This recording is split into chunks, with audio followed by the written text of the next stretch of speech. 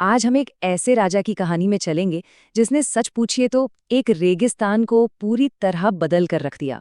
जी हाँ, ये कहानी है महाराजा गंगा सिंह की। एक ऐसा नाम जिन्होंने अपनी दूरदृष्टि से, अपने विजन से इतिहास ही रच दिया। जरा कल्पना कीजिए, एक ऐसी जगह जहां तक नजर जाए बस रेत ही रेत। अब उस शासक के बारे में सोचिए जिसने सिर्फ सपना ही नहीं देखा बल्कि उस रेत को हरियाली में बदलने का सपना सच कर दिखाया। और पता है, उस वक्त बीकानेर की सच्चाई कुछ ऐसी ही थी। एक ऐसा राज्य जहां जिंदगी की सबसे बड़ी लड़ाई, सबसे बड़ा संघर्ष पानी के लिए था। और इसी चुनौती के बीच से एक महान नेता का उदय हुआ। तो चलिए सीधे मिलते हैं उस सम्राट से, महाराजा गंगा सिंह जी से। ये एक ऐसा नाम है जिसने न सिर्फ बीकानेर बल्कि कह सकते हैं पूरे राजस्थान को एक बिल्कुल नई पहचान दी। सोचिए जरा, सिर्फ 7 साल की उम्र में सिंहासन संभालना, इतनी छोटी सी उम्र में इतनी बड़ी जिम्मेदारी आसान नहीं होता। लेकिन महाराजा गंगा सिंह ने बहुत ही कम उम्र में ही ये साबित कर दिया था कि उनमें एक असाधारण लीडर छिपा है। देखिए, गंगा सिंह जी सिर्फ एक ऐसे राजा नहीं थे जो बस हुक्म चलाते। नहीं, उनके पास एक इंजीनियर जैसा दिमाग था और एक विजनरी की नज़र। उन्होंने अपने राज्य की नब्ज पकड़ी, बिल्कुल एक डॉक्टर की तरह, और उसकी सबसे बड़ी बीमारी का पता लगा लिया।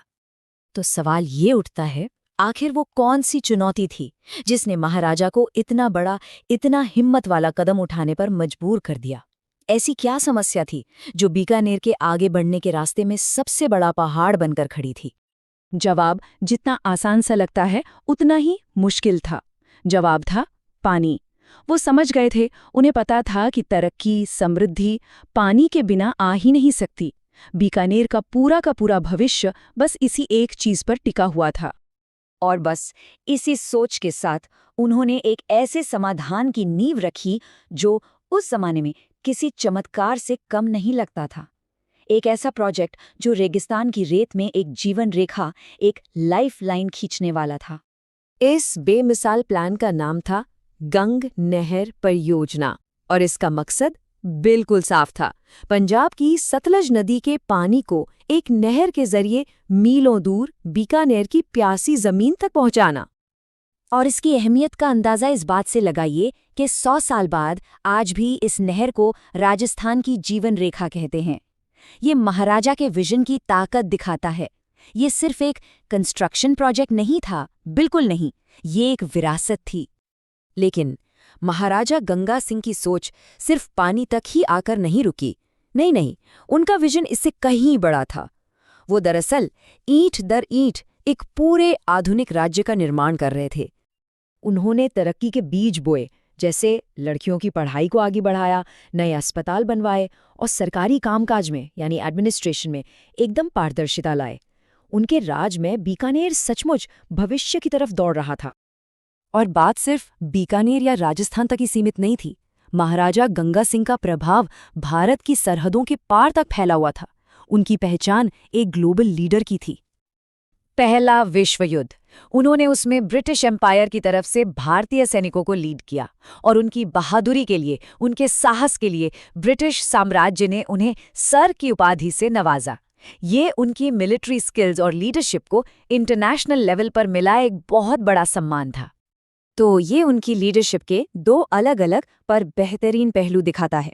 देखिए, एक तरफ वो अपनी जमीन को अपने लोगों के लिए बदल रहे थे और दूसरी तरफ लीग ऑफ नेशंस जैसे बड़े ग्लोबल मंच पर भारत को रिप्रेजेंट कर रहे थे।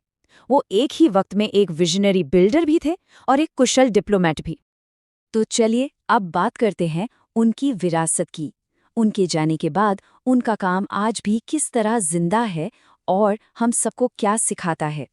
2 फरवरी 1943 को महाराजा गंगा सिंह जी इस दुनिया को अलविदा कह गए। लेकिन क्या वो सच में गए? उनके बनाए हुए काम, उनकी नहरें, उनकी इमारतें, उनके सामाजिक सुधार, ये सब आज भी बीकानेर की तरक्की की कहानी गुनगुनाते हैं। तो आखिर में उनकी कहानी हमें सिखाती क्या है? बस यही कि अगर इरादे मजबूत हों और सोच सही दिशा में हो ना, तो इंसान रेगिस्तान में भी फूल खिला सकता है। महाराजा गंगा सिंह की पूरी जिंदगी इस बात का एक जीता जागता सबूत है।